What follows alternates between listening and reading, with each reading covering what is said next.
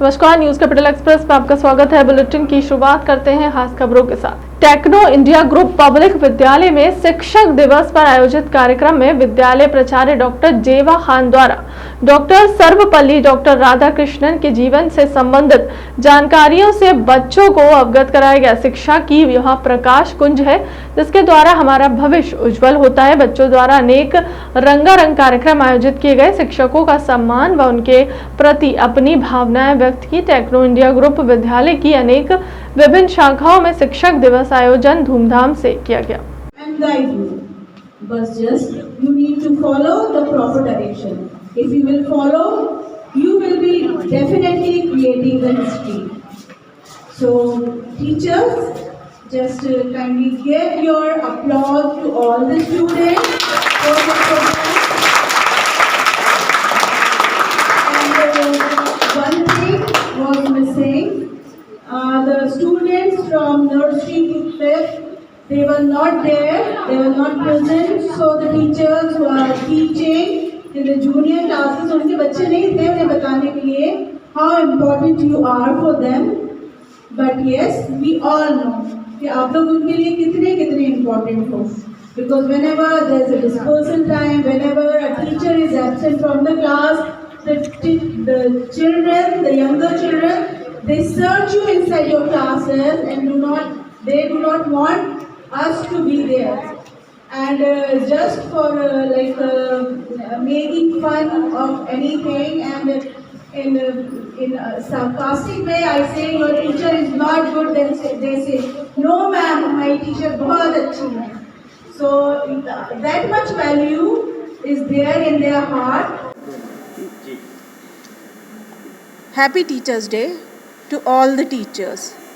Teachers, आपकी ही वजह से आज जो भी नेशन में बच्चे हैं वो पढ़ रहे हैं और फ्यूचर आप ही हमारे नेशन का बना रहे हैं। तो मेरी रिक्वेस्ट यही है आप सबसे कि जैसा हार्डवर्क आप करते आ रहे हैं करते रहिए और आपके हार्डवर्क की वजह से हमें great leaders, great entrepreneur, great engineers, great doctors मिलेंगे। And you are really, in true sense, a nation builder. So we wish you all a very happy Teachers' Day once again, and thank you so much for making the world a better place. Because of your presence, the world is really achieving whatever we all want. Thank you. Techno India group हमेशा से activity करता रहता है बच्चों के लिए भी। आज शिक्षक दिवस पे भी क्या कार्य कर रहे हैं? हमारे बच्चों ने आज पूरा प्रोग्राम खुद ही ऑर्गेनाइज़ करा और टीचर्स का सम्मान करा और छोटे छोटे बच्चों ने भी पार्टिसिपेट करा। उन्होंने कविताएं खुद लिखी जो टीचर्स को डेडिकेट करी, अपने बहुत अच्छे विचार टीचर्स से शेयर करे और सभी टीचर्स को प्रॉमिस करा कि वो बहुत अच्छे इंसान बनेंगे। सो सारी Techno India group public school transform करने में एजुकेशन को एक बहुत महत्वपूर्ण भूमिका निभा रहा है और हमारे बच्चों ने आज प्रोग्राम जैसी तरह से संचालित करा उससे हम यही कामना करते हैं कि वो अपने सही डायरेक्शन में जा रहे हैं और नेशन को बहुत अच्छा फ्यूचर मिलने वाला है। आज हमारे school Techno India group public school में बहुत ही धूमधाम से बच्चों ने टीचर्स डे सेलिब्रेट किया और इस टीचर्स डे में मैंने देखा कि मेरे बच्चों ने जो प्रोग्राम प्रस्तुत किए और कैसे हमको बहुत अच्छे से ऑनर किया, एक श्रीफल देके जो हिंदुस्तानी पद्धति होती है और एक पेन देकर उन्होंने हमें सम्मान किया। और मैंने प्रोग्राम देखकर ये समझा कि मेरे बच्चे रियली आगे चलकर बहुत अच्छे फील्ड में जाने वाले हैं और उनका बहुत ब्राइट फ्यूचर है। सो इस आपके चैनल के माध्यम से मैं उनको भी धन्यवाद देती हूँ और इसके साथ ही साथ सभी टीचर्स को, सभी लोगों को हैप्पी टीचर्स बोलकर विराम देती हूँ। शिक्षा व्यक्ति का निर्माण करता है। आज आपके सामने मैं गंभीरता से बात कहता हूँ कि मेरे गांव के मेरे टीचर ने मुझे तैयार किया, जिन्होंने मुझे पढ़ाया। लगता था उनको बताया गया कि 2 बातें सिखाई गई थी जिसमें आने वाले समय में कुछ करने की स्थिति होगी मेरी माँ से मैंने बहुत कुछ सीखा है, पिताजी से मुझे बहुत कुछ सीखा है, लेकिन मेरी शिक्षकों ने स्कूल के अंदर मुझे तैयार किया। इसका परिणाम है कि आज आप सबके सामने में इस रूप में कुछ करने की स्थिति में हूँ। व्यक्तित्व निर्माण अगर किसी छात्र का होता है तो आप सभी शिक्षक के कारण होता है।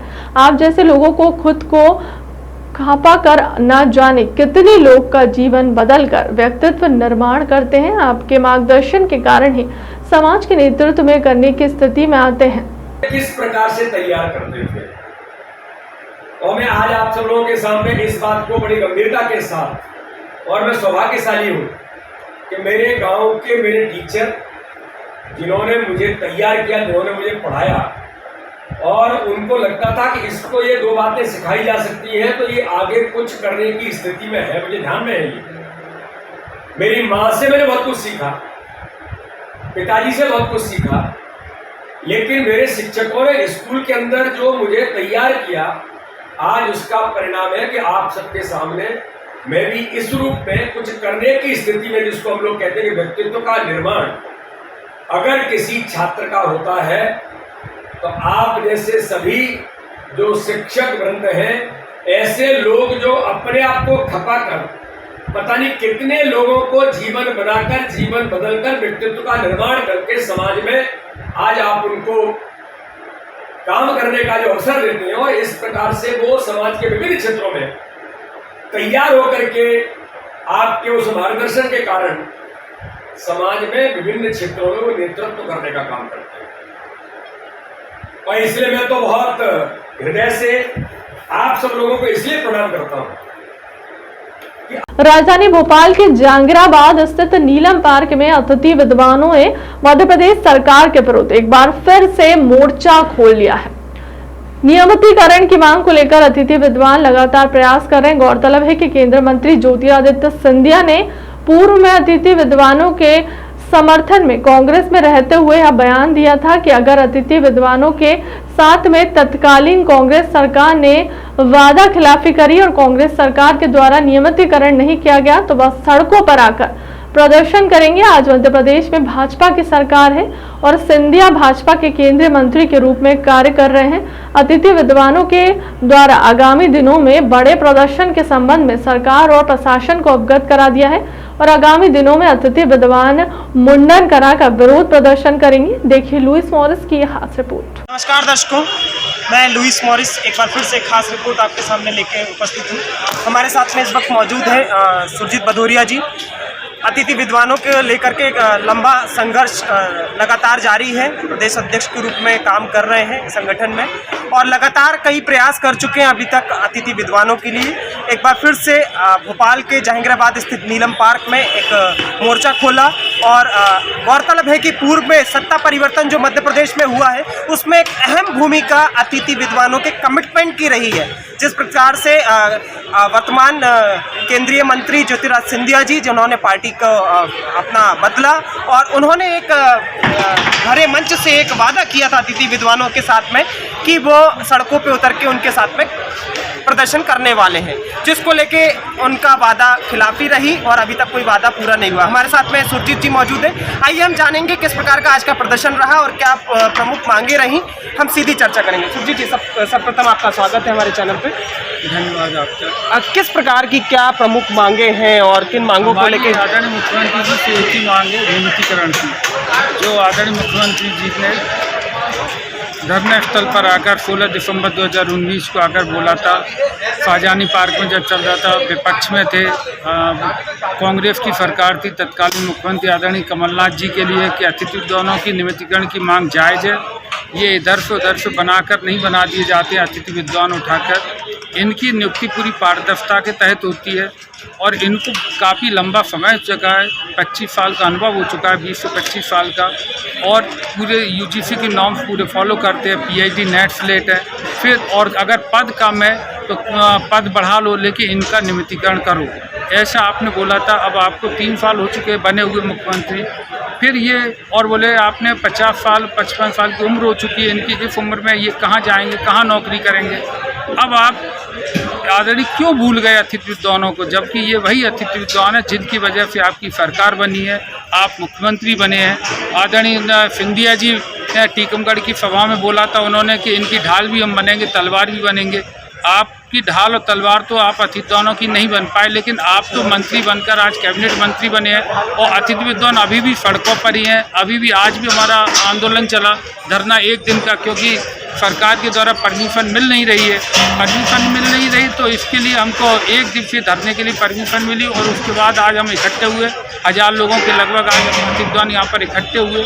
और अब हम क्या करें, क्योंकि हमारी आपसे यही मांग है कि अगर आप हमारा नियमितीकरण नहीं करेंगे तो अगला आंदोलन हम आपको 2 महीने का समय दे रहे हैं। अगर 2 महीने में अगर आपने हमारा नियमितीकरण नहीं किया तो एक बार फिर इसी स्थल पर आकर हम आंदोलन करेंगे और महिला मुंडन और पुरुष मुंडन होगा और इसकी जवाबदारी पूरी आपकी होगी, क्योंकि आदरणीय हमारे पास अब कुछ नहीं बचा है सिवाय मरने के। हाँ सुरजीत जी, इससे पहले भी आपने एक पद यात्रा निकाली थी, सीहोर से प्रारंभ हुई थी, भोपाल तक आई थी, बीच में रोक दिया गया आपको। सरकार क्यों नहीं जाग रही है, क्या कारण मानते हैं इसके पीछे? सरकार तानाशाही हो चुकी है, क्योंकि काफ़ी लंबा समय हो चुका है उनको सरकार चलाते चलाते।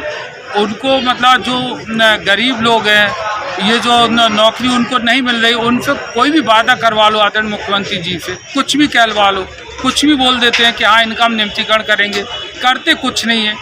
अब आप ये देखो, हमारे यहाँ के अतिथि विद्वानों के लिए कोई भी ट्रांसफ़र होकर आ जाएगा, उसको बिना सूचना दिए कभी भी उसको हटा दिया जाएगा। हमारे 150 से 200 अतिथि विद्वान अभी भी नौकरी से बाहर हैं, 3 साल हो चुके हैं, वो व्यवस्था से बाहर हैं। काफ़ी अतिथि विद्वानों हमारे आर्थिक मानसिक तनाव की वजह से आत्महत्या भी कर ली है, उनका परिवार दर भटक रहा है। किस हालत में आदरणीय मुख्यमंत्री जी आप एक बार देखें, इसलिए आप हमारा पहले भविष्य सुरक्षित करें, उसके बाद कुछ करें, क्योंकि हमारे इसके अलावा कुछ नहीं बचा है। अगला आंदोलन उग्र आंदोलन होगा आदरणीय, इसके पहले आप हमारा भविष्य सुरक्षित करें। जो आपके मंत्री जी बोल रहे हैं कि पीएफसी कराएंगे, पीएफसी किस उसके लिए कराएंगे? पीएफसी तो अभी कहाँ से हो पाएगी पीएफसी? पिछली पीएफसी आप देखो कितनी विवादों में घिरी हुई है, कितने लोग, अगर उसकी आप सही जांच करा दोगे तो पूरी पीएफसी निरस्त करनी पड़ेगी। उनके जो हाईकोर्ट ने जो उनको कुछ लोगों को बाहर किया, 200 लोगों को, उनकी तो आपने सरकार ने अभी तक उनको बाहर नहीं किया है। पीएफसी कहाँ से करा दोगे आप? सुरजीत जी, 2023 में एक बार फिर से विधानसभा चुनाव है मध्य प्रदेश में और अतिथि विद्वानों की एक अहम भूमिका है, उनके परिवारों की भी एक अहम भूमिका है, क्योंकि पूर्व में सत्ता परिवर्तन का एक अहम भूमिका रही है। किस प्रकार से देख रहे हैं 2023 के चुनाव? 2023 में अगर सरकार अतिथि विद्वानों को कुछ नहीं करता है तो फिर मजबूरन एक अतिथि विद्वान के परिवार में 5 सदस्य तो रहते ही है, और एक अतिथि विद्वान कम से कम 100 स्टूडेंटों को तो पढ़ाते ही है। बीए, एमए, 3 साल के बीए रहते, first year second year final, 2 साल का एमए रहता है उन लोगों को। और आप ये फॉलो, इससे एक अतिथि विद्वान कितने वोटों को प्रभावित करेगा, यह भी तो सोचना चाहिए ना, क्योंकि उन लोगों से आप हमारा कंपटीशन करा रहे हो जिन लोगों को हमने पढ़ाया था। आज उनकी 90 से 92% बन रही, जाके हमारे समय पर परसेंट बनती थी 60% या 62%, उस समय हम टॉपर रहते थे। कितनी संख्या होगी आज इस धरना प्रदर्शन में जो उपस्थित हुए हैं? आज थी 8 से 1000 के लगभग। कमर तोड़ महंगाई को नियंत्रण करने में सरकार की पूर्ण असफलता के खिलाफ भारतीय राष्ट्रीय कांग्रेस द्वारा 4 सितंबर 2022 को दिल्ली में महंगाई पर हल्ला बोल रैली की गई थी। रैली से मांग की गई थी कि प्रधानमंत्री नरेंद्र मोदी पर लगाम लगाकर देश की जनता को राहत देने के लिए तत्काल कार्रवाई करें। 7 सितंबर को शुरू हो रही भारत जोड़ो यात्रा के साथ हम इस दिशा में अगला कदम उठाने जा रहे हैं। इस यात्रा में भारत के सामने मौजूद गंभीर विषयों पर देशवासियों के साथ सीधा संवाद किया जाएगा। हम 150 दिनों में कन्याकुमारी से कश्मीर तक 3500 किलोमीटर का रास्ता तय करेंगे और देश भर में लाखों लोगों के साथ बातचीत करेंगे। रागिनी नायक जी के साथ आप सबका हार्दिक स्वागत है। बहुत ही विस्तृत तरीके से उन्होंने सब बात यहाँ पे बता दी है, और इसमें मैं एक चीज़ और जोड़ना चाहूँगा कि कल लाखों पूरे देश के रहवासी कांग्रेस कार्यकर्ता रामलीला मैदान पे मौजूद थे और एक सेंटेंस कहा था राहुल जी ने, और कि जिस तरह से संवैधानिक संस्थाओं पर हमला हो रहा है, चाहे वो कोर्ट्स हों, चाहे चुनाव आयोग हो, और जितने भी और हैं, और जिस तरह से उनका दुरुपयोग हो रहा। और ईडी 52 घंटे में से पूछताछ की गई और मैं इससे डरने वाला नहीं हूं। और साथ ही उन्होंने ये कहा कि इन सब बातों के बाद, और जैसा राजीव जी बताया कि लोकसभा और राज्यसभा में जो मुद्दे थे महंगाई के और बेरोजगारी के, ये उठाने नहीं दिए गए, कोई बातचीत नहीं करने दी। तो अब एक ही तरीका बच गया है कि जनता से खुद जाके मिलें, और इसलिए 7 तारीख को ये पद यात्रा कन्याकुमारी से कश्मीर तक 3500 किलोमीटर की होगी। और मध्य प्रदेश कांग्रेस के अध्यक्ष पूर्व मुख्यमंत्री जी ने एक बड़ी अच्छी बात और कही थी कल अपने भाषण में कि जो भारत की संस्कृति है जोड़ो, इसको बचाना पड़ेगा। और मैं समझता हूँ ये उसको बचाने के भी और नफरत खत्म करने की ये पद यात्रा है। मध्य प्रदेश का जहाँ तक सवाल है, बुरहानपुर से मैं इसकी एंट्री 24 नवंबर होने की संभावना है, और बुरहानपुर से खंडवा, खरगोन, इंदौर, उज्जैन और अगर मालवा से हो तो ये राजस्थान में जाएगी। बुरहानपुर में इसकी एंट्री होगी 24 नवंबर को। उसके बाद खंडवा का क्षेत्र पड़ेगा, उसके बाद खंडवा जिला, उसके बाद खरगोन, इंदौर, उज्जैन और वहां से आगर मालवा, ये उसके बाद महाराष्ट्र में एंटर हो जाएगी। ये 382 किलोमीटर की यात्रा है, 16 दिन मध्य प्रदेश में यात्रा रहेगी। और इसके लिए हमने हर जिले में एक समन्वयक बनाए हैं, जिले के बाद ब्लॉक, विधानसभा और नीचे बूथ तक इसमें समन्वयक हम बना रहे हैं। इस पूरी यात्रा में जैसा रागिनी जी ने बताया कि 118 यात्री वहां से चलेंगे कन्याकुमारी से, जो पूरी यात्रा में रहेंगे, और 100 जो है अतिथि यात्री रहेंगे, मध्य प्रदेश में भी होगा, और 100 मध्य प्रदेश के यात्री रहेंगे बुरहानपुर से। इसमें हमने इस तरह का डिवीजन किया है कि पूरे के पूरे जो हमारे 62 जिले हैं ये कवर हो जाएं, तो 20 से 25 लोग एक एक जिले के 4-4 जिले बना के वो करेंगे, जिससे 16 दिन के अंदर हर जिले को प्रतिनिधित्व में मिल जाए। और इसके साथ एक चीज हमने और की है, हम सब यात्राएं निकाल रहे हैं।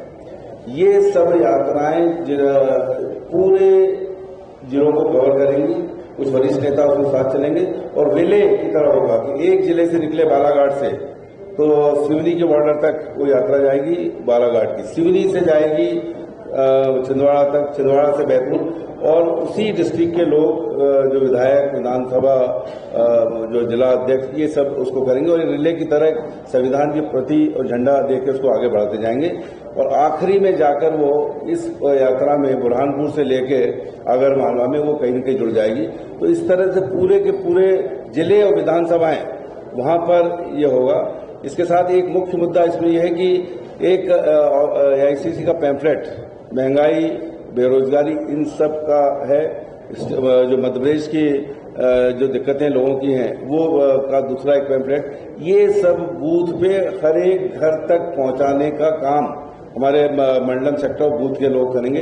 ये भी इसका एक पार्ट है, जो राहुल जी की बात घर घर तक पहुंचे, ये उसका कंसेप्ट है। और इस पूरी यात्रा में अपने यूथ को जितने भी फ्रंटल ऑर्गेनाइजेशन है, इनके भी स्टेट कोऑर्डिनेटर ने बना लिए हैं यूथ कांग्रेस से, ऐसे ही NSY, महिला कांग्रेस, सभी चारों फ्रंटल ऑर्गेनाइजेशन। और इसमें जो एक मुख्य भूमिका रहेगी वो सेवा दल की रहेगी, जो बुरहानपुर से लेके आगर मालवा तक वो पूरे साल लोग चलेंगे। और जैसा रागिनी जी ने बताया कि 4 बजे के बाद एक पब्लिक इंटरेक्शन, लोगों से रास्ते चलते बात करेंगे, जो भी वहां पे होंगे रास्ते में, उन सब की भी बात उनसे कराई जाएगी। NGOs को भी इसमें हम लोग इंक्लूड कर रहे हैं, आर्मी पर्सन जो रिटायर हैं इनको भी इंक्लूड कर रहे हैं। और कुल मिला के इस पूरी यात्रा में कुछ जगहों पर नुक्कड़ सभाएं हो जाएंगी, और एक बड़ी सभा इंदौर और उज्जैन के बीच में, या उज्जैन में एक बड़ी सभा होगी, मेगा शो, वहां पे राहुल जी का भाषण होगा, मेगा रैली होगी जिसमें उनका और सभी नेताओं के वहाँ पे भाषण होंगे। और ये पूरी यात्रा में जैसे मैंने बताया पर डे के भी हमारे कोऑर्डिनेटर्स रहेंगे, एक एक दिन के लिए हमने कोऑर्डिनेटर बना रहे हैं। तो कुल मिला के ये बहुत बड़ा कार्यक्रम राहुल जी का है और मैं समझता हूँ कि इतनी बड़ी यात्रा इस देश में कभी नहीं की गई है 3500 किलोमीटर की। तो निश्चित तौर पर आप लोगों का भी समर्थन चाहिए और मुझे उम्मीद है कि कांग्रेस का एक एक कार्यकर्ता एक एक उनको जोड़ने के लिए हमने एक पीसीसी का कंट्रोल रूम भी दिया है जो जिसका नंबर है 7566630151। इसमें लोगों को रजिस्टर करना है। और रागिनी जी ये बताना चाहूंगा कि अभी तक 300-400 लोगों के ऐसे मैसेज आ गए हैं कि हम पूरी यात्रा में रहना चाहते हैं।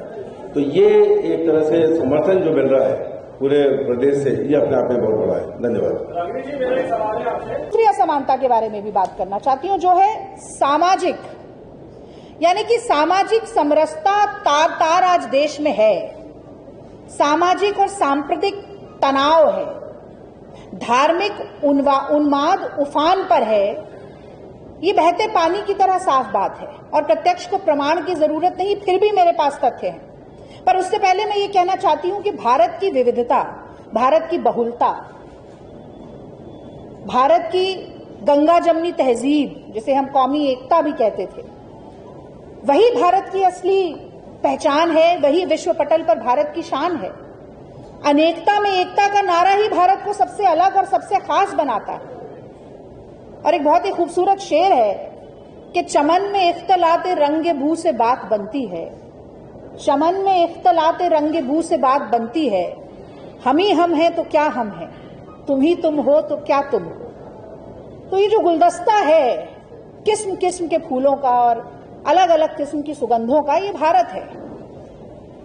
लेकिन आज धर्म के नाम पर, जाति के नाम पर, संप्रदाय के नाम पर, लिंग के नाम पर, खान पान के नाम पर, वेशभूषा के नाम पर, भाषा के नाम पर, क्षेत्र के नाम पर सिर्फ बांटने की राजनीति चल रही है। होम मिनिस्ट्री की रिपोर्ट है कि मोदी जी के 8 साल के कार्यकाल में 3200 से ज्यादा दंगे पूरे देश में हो चुके हैं। ये परिस्थिति देश में क्यों आई, एक बड़ा सवाल है जिसका जवाब भी खोजना है लोगों के बीच में जाकर। लोगों की मनःस्थिति क्या है इस परिस्थिति के बारे में वो भी टटोलना है लोगों के बीच में जाकर। महिलाओं के खिलाफ अपराध क्यों बढ़ रहे हैं ये सवाल भी पूछना है। और ऐसे प्रदेश में जहां के मुख्यमंत्री अपने आप को मामा कहते हो, वहां पर गुना में एक आदिवासी महिला को जला दिया जाए, मैं समझती हूं इससे बड़ा विरोधाभास और क्या हो सकता है। महिलाओं के अधिकार, महिलाओं की सुरक्षा, महिलाओं की समानता आज देश में मुझे लगता है कि एक ख्याल ही रह गई। अगर हम आदिवासियों की बात करें, हम दलितों की बात करें, जल, जमीन, जंगल के जो अधिकार हैं उनसे वंचित किया जा रहा है। पिछड़े वर्ग को निर्णय प्रणाली से जोड़ने का काम ये सरकार कर ही नहीं पाई। और अगर भारत में इतनी सारी परेशानियां, इतनी तरह से बट रहा है देश, तो ऐसे में दुश्मन और मजबूत होता है। अभी कुछ दिन पहले की अखबारों में रिपोर्ट आई कि चीन ने जो पहले कहते थे कि लद्दाख में करीब 1000 किलोमीटर वर्ग की जमीन पर कब्जा कर लिया है, अब सूचना मिल रही है कि वो 2000 वर्ग किलोमीटर की जमीन हो गई।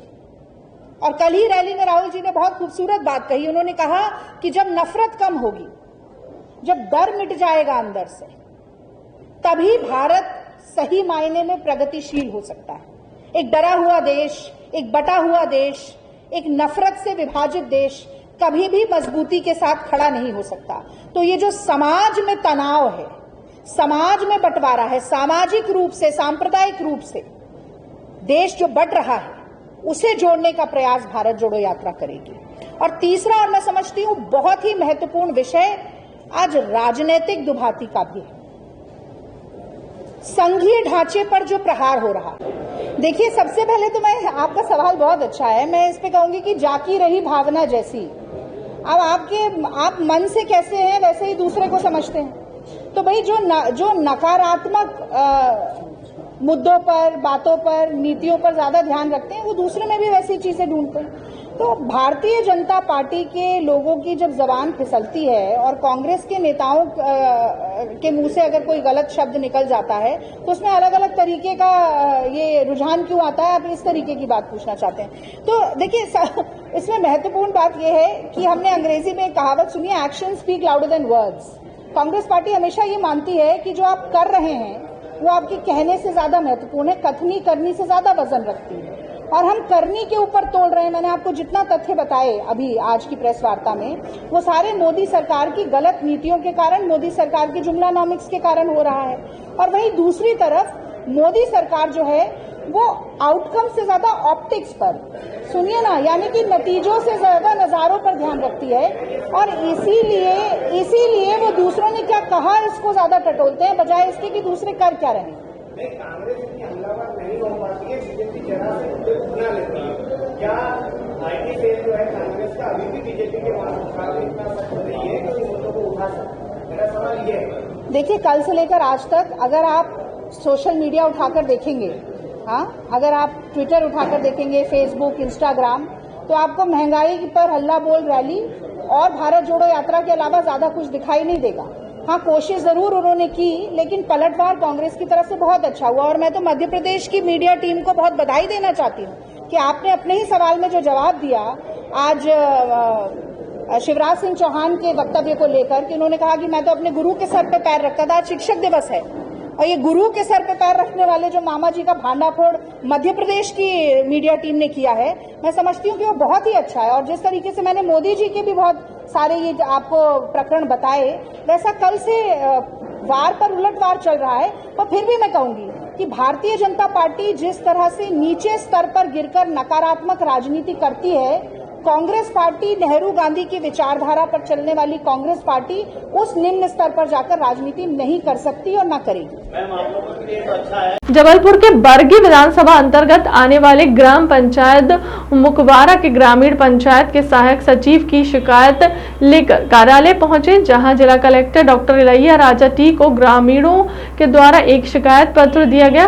कहीं जिला कलेक्टर को ग्रामीणों ने अपने साथ हुए धोखाधड़ी को लेकर बताया कि पंचायत सहायक सचिव कहरी यादव के द्वारा प्रधानमंत्री ग्रामीण आवास योजना के मनरेगा के तहत उनसे मजदूरी का कार्य करा लिया, पर उन्हें राशि का भुगतान नहीं किया गया।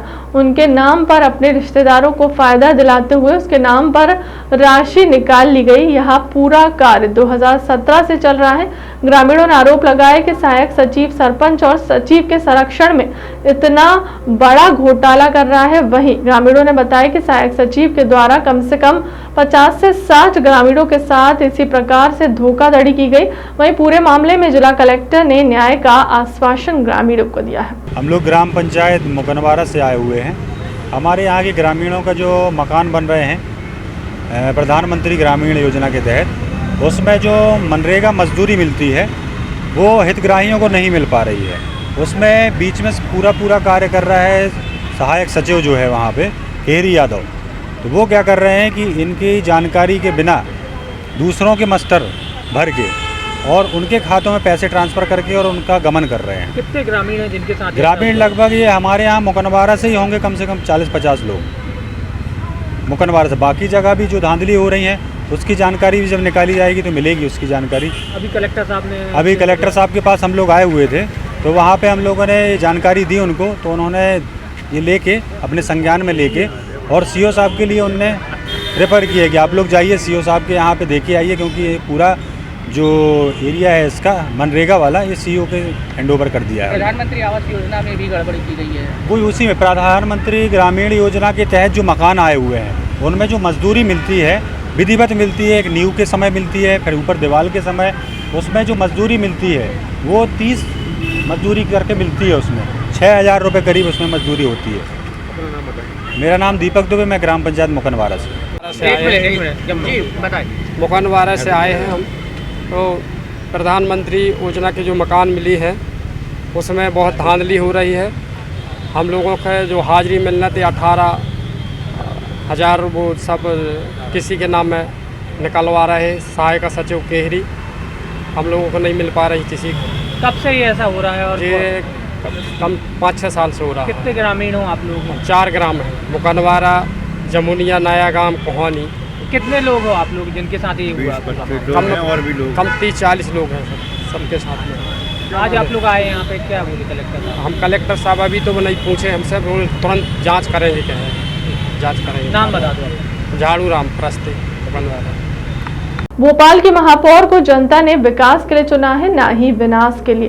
भारतीय जनता पार्टी हर पार्षद को पद देना चाहती है, जिस कारण वो जोन का नया गठन कर रही है। वो एक एक वार्ड को 10 किलोमीटर दूर से उठाकर गठन कर रही है।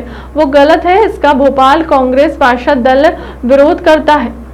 कल जो जोन कार्य समिति की जो बैठक है, इसमें जो जोनों का गठन किया गया, अलग अलग वार्डों को मिलाकर एक करा गया है, क्या ये सब कुछ ठीक है? ये बिल्कुल ठीक नहीं है। भोपाल की गरीब जनता ने जो विश्वास जताकर बीजेपी की महापौर को भोपाल के विकास के लिए चुनाव जिताया था, लेकिन महापौर जी ने बिल्कुल भोपाल के गरीब लोगों को ध्यान में नहीं रखते हुए जो ये जोन बनाए, ये इतने गलत बनाए, क्योंकि जोनों से काम पहुंचता है गरीब लोगों का।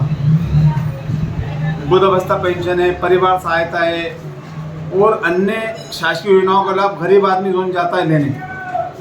और उन जोनों को उठा के जो गठन किया गया है, बिल्कुल गलत किया गया है। 10 से 15 किलोमीटर का फासला कर दिया गया है। जोन जो बनाए, कोई जोन उन्होंने 3 वार्ड का बनाया, कोई जोन 6 वार्ड का बनाया, और वो वार्ड जो जोड़े उन्होंने लाल घाटी लाकर इस्लामपुरा, काजीगंज लाकर इस्लामपुरा, 10 से 15 किलोमीटर का फासले पर उन्होंने वार्ड बनाए। इससे जो शासकीय योजना गरीबों को लाभ नहीं मिल पाएगा। जो महिलाएं 500-600 रुपये की पेंशन के लिए जाती हैं, उनके 100-200 रुपये ऑटो में लग जाएंगे, वो पेंशन भी नहीं मिल पाएगी। ये बिल्कुल गलत है। इन जोनों को ध्यान में रखते हुए जोन बनाना चाहिए थे, ताकि गरीब आदमी का काम हो, गरीब आदमी अपना आराम से काम करा दे। लेकिन बीजेपी ने पद के लाभ के लिए कि उनको लोगों को पद मिल जाए, पद का लाभ मिल जाए, जोन अध्यक्ष बन जाए, उससे पूरे भोपाल को, गरीब जनता को नुकसान पहुंचाने का काम कर रहा है। तो भोपाल की गरीब जनता ने जब महापौर को चुनाव जिताया था, तो भोपाल के विकास के लिए चुनाव जिताया था, गरीबों के विकास के लिए चुनाव जिताया था। लेकिन उन्होंने जो काम किया है, वो विनाश करने वाला काम किया है। तो गरीब लोगों का विनाश होगा, काम नहीं होगा, भोपाल का विकास नहीं होगा, गरीब लोगों का विकास नहीं होगा। अगर ऐसे जोन बनेंगे और ऐसे जोन बना कर पहुँच देंगे, तो जो 15 किलोमीटर का फासला हो रहा है, वो गरीब आदमी शासकीय योजनाओं का लाभ नहीं ले पाएगा और इससे परेशानी बहुत ज़्यादा होगी। मैं इसका पुरजोर से विरोध करता हूँ और मैं भी यही बोलता हूँ कि सब कांग्रेस के पार्टी से विरोध करें। पुरानी रंजिश को लेकर 40 वर्षीय युवक तरबेज खान को मारी चाकू। घायल के बताए अनुसार 3 लोगों ने चाकू मारा। घटना सिविल लाइन थाना क्षेत्र के संकट मोचन पहाड़िया के पास की। मौके पर सिविल लाइन थाना प्रभारी राजकुमार तिवारी सहित पुलिस बल घायल का किया जा रहा है इलाज। आपका? हमारा नाम तरबेज खान। क्या घटना घटी आज, कहाँ पर? रंजी घटी हमारे बगल में दुकान है आदल कल्याण स्टोर से, उनका नफीस का लगा है अतल, और उसके बगल में एक उनका दोस्त है, उनने बहाने से बुलाया है। हम पहुंच गए तना आगे से, ठीक है। इसके बाद इस बार काट आ रहा है, उसने मैं छुरा ना कहा, इधर पर मारा, देखो इधर पे देखो, इधर पे देखो, एक इधर पर मारा, एक इधर पर मारा जी, बहाने से बुला के बहाने से। क्या रंजिश क्या थी? लड़का था, उसको ठीक थी। रंजिश क्या थी? रंजिश कोई नहीं है, बहाने से बुलाया। पुराने कोई रंजिश थी क्या आपकी? हमारे बगल में घर है, अपनी दुकान खुली नफीस भाई हमारे बड़े भाई, हम उनको बड़े भाई मानते हैं। इनका लड़का था अतुल, ठीक है, उसके साथ था टीबू, वे उनके बाप करते डॉक्टरी काम, मतलब झूला छाप वाली, झूला छाप डॉक्टरी वाले काम करते हैं। उनने बुलाया, मैं वहाँ रहे थे, हमने भाई को बताओ, बोले चाचा ऐसी ऐसी बात है, ये वहाँ चाचा बोलते हैं। इतनी मेरे पर इरफान काट रहा है, इरफान काटर ने बोले क्यों मारा चोर। नाम है आपका? रफीस रान। कहाँ के हो? शंकर मोचन पहाड़िया। क्या घटना घट गई? हम लोग प्लाट के पास बैठे थे, चलने की आवाज़ आई, तब 3 लोग बैठे थे साथ में, तो हमने की आवाज़ आ रही, हम लोग जैसे दौड़ के भागे, तो इरफान काटर भागीरथी से छुरा मारे। इरफान काटर अतुल हती और टीपू हती। कौन टीपू? टीपू डॉक्टर साहब का लड़का है। वो आपने देखा है? हाँ, हमने अपनी आंखों से देखा। भागते देखा इरफान काटर को। क्यों? सफेद कलर की स्कूटी ले थे लोग। क्यों मारा? पुरानी रंजस है। कौन सी रंजस है? जेल में इनने फर्जी केस लगवाया था, गन शॉट वाला। कब लगवाया था? अब समझ लो साल भर होने वाली पूरी केस को। वो तो पुरानी घटना है ना? हाँ हाँ, पुरानी घटना थी। जो भी जो दूसरी हादसा हो धो करवाएंगे। ये कहाँ पर घटना घटित हुई? ये संगम एमपीएलए के पीछे, एमपीएलए के पीछे बहुआ के नीचे भाऊ ये घटना। रतलाम मध्य प्रदेश के जिले के कुछ भ्रष्ट राजस्व अधिकारियों की रणनीति शासकीय भूमि पर अवैध कब्जे की शिकायत पर सिर्फ नोटिस जारी करो फिर लंबे समय तक मामले को संज्ञान में ना लो। शिकायतकर्ता कार्यालय के चक्कर काटता रहा, फिर मुख्यमंत्री ऑनलाइन शिकायत करने पर शिकायतकर्ता को बुलाकर शिकायत वापस लेने के लिए दबाव बना। मामला रतलाम जिले के पिपलोदा तहसील अंतर्गत पाया गया है, जहां वर्तमान में कई ग्रामीण क्षेत्रों में शासकीय भूमि पर अवैध कब्जा किया हुआ है, लेकिन राजस्व अधिकारी अवैध कब्जे को हटाने की जगह कब्जाधारियों को सिर्फ नोटिस जारी कर भूल गए हैं। पिपलोदा तहसीलदार द्वारा अवैध कब्जे को हटाने के लिए शिकायतकर्ता को ही स्वयं की राशि से जेसीबी लगाकर कब्जा हटाने के लिए मजबूर किया गया। शिकायतकर्ता ने एसडीएम से गुहार लगाई तो भी कोई सुनवाई नहीं हुई। प्रेस वार्ता में तहसीलदार अश्वनी गोहिया द्वारा बताया गया कि शिकायत आपसी लड़ाई की है। आपका? गेंदालाल गुजराती। राकोदा गांव में जमीन, शासकीय जमीन को लेकर क्या समस्या है? शासकीय जमीन को लेकर अतिक्रमण की समस्या है। गोचर भूमि है वो उस पर अतिक्रमण करके फसल। किसके द्वारा किया हुआ अतिक्रमण? गेबीलाल मोगिया समाज। इसके संबंध में आपने ज्ञापन या शिकायत की है अधिकारी को? जी, हमने उसके आवेदन दिया था वहाँ पे तहसीलदार महोदय को, एसडीएम साहब को, कलेक्टर ऑफिस में। अभी तक कोई कार्रवाई नहीं हुई इसकी। क्या कार्रवाई चाहते हैं आप उसमें? उसमें रास्ता भी बंद करके रखा है। उसकी कार्रवाई हमको रास्ता चाहिए, गोचर भूमि चाहिए, अतिक्रमण पूरा साफ होना चाहिए। अच्छा, ये क्या है आपके हाथ में? ये मेरा बिल है और मैं मजदूरी करता हूँ। बिल्कुल जेसीबी मेरे द्वारा लगाई गई थी और जेसीबी के पैसे हमने दिए थे। तो आपने क्यों दिए जेसीबी के पैसे? बिल्कुल, तहसीलदार मैडम जेसीबी बुलवा के चले गए। फिर वो उसके बाद में फिर मैडम ने कुछ बोला ही नहीं और फिर हमने पटवारी साहब को बोला कि कह रहे वो नायब तहसीलदार से मिलो और शिकायत वापस लेने के लिए पटवारी साहब बार बार फोर्स लगा रहे हैं। ठीक मैम, राकोदा का मामला है, वहाँ पे शासकीय ज़मीन पर कब्जा किया हुआ है, तो उसका लिए प्रकरण दिया था तो अभी तक निराकरण नहीं हुआ। प्रकरण दर्ज किया जा चुका है, उसमें अभी कार्रवाई चल रही है। निराकरण के उपरांत उसको अतिक्रमण हटा दिया जाएगा। तो वहाँ पर गेंदालाल द्वारा बताया गया है कि शिकायत की थी, लेकिन वहाँ पर जेसीबी जो है हमारे द्वारा लगाई गई है 1800 रुपये वहन करके। करने के उपरांत हम मौके पर गए थे। गेंदालाल और सभी ग्रामवासी उपस्थित थे और जो भी उनकी समस्या के निराकरण तुरंत कर दिया गया था, लेकिन उनका आपसी विवाद होने के कारण वो लोग उस चीज़ को बढ़ा चढ़ाकर बता रहे हैं और अभी उसका प्रकरण चल रहा है। प्रकरण उपरांत हम उसका जो अतिक्रमण है वो हटा देंगे। ठीक। फिलहाल के लिए अब तक की खबरों में इतना ही। देश दुनिया की तमाम बड़ी खबरों के लिए बने रहे हमारे चैनल के साथ। नमस्कार।